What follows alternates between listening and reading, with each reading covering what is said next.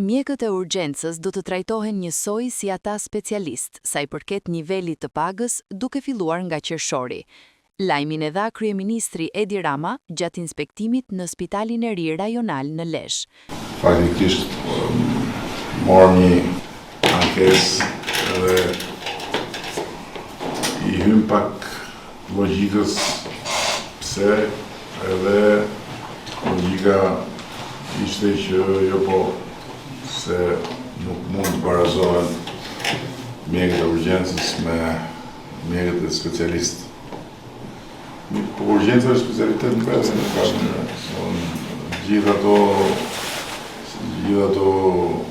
misione, shpëtimi e strese. Problemi lindi nga që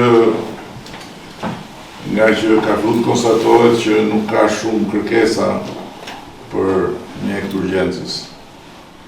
Krahasimisht me të tjerët edhe si të ketë kërkesa nëse tjetri do shkojnë në atë front jo të lehtë dhe do trajtohet si mjek I përgjithshëm pas specialitet, është e padrejtë. Kështu që vetë tiu thotë jo, mjek se mjek, po shkoj të specializohem diku tjetër. Edhe kjo ishte biseda që ram dakord që do zgjidhet në qershor me ato ndryshimet që bëhen çdo mes vitit të buxhetit, edhe do t'i përfshim në kategorinë e mjekëve specialist si mjek të urgjencës, në mënyrë që kanë një pagë dinjitoze.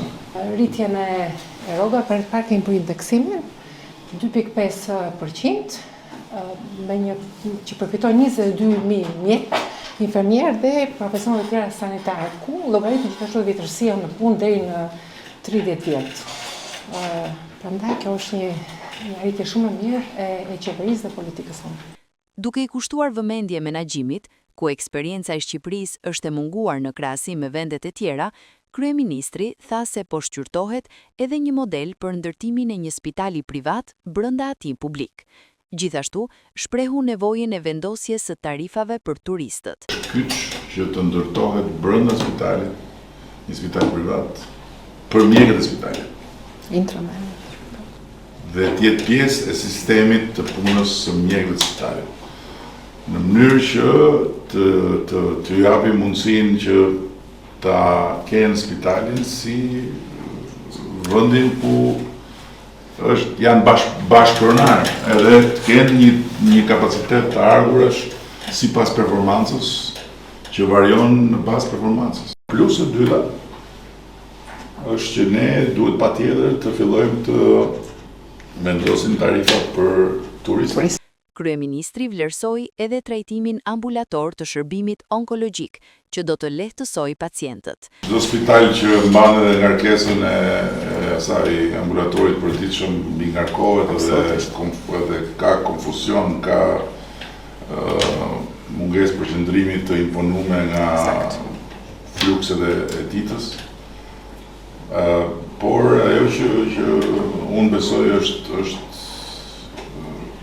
fantastike është decentralizimi I shërbimit onkologjik, edhe krijimi I bërthamave të shërbimit edhe të kimioterapisë është diçka fantastike, sepse do ta afroj shumë më tepër me njerëzit shërbimin edhe do lehtësoj shumë një pjesë atyre problemeve që janë jo rruga, jo pritja, jo është në ato kushte sidomos plus edhe për familjarët se duhet shoqërohen.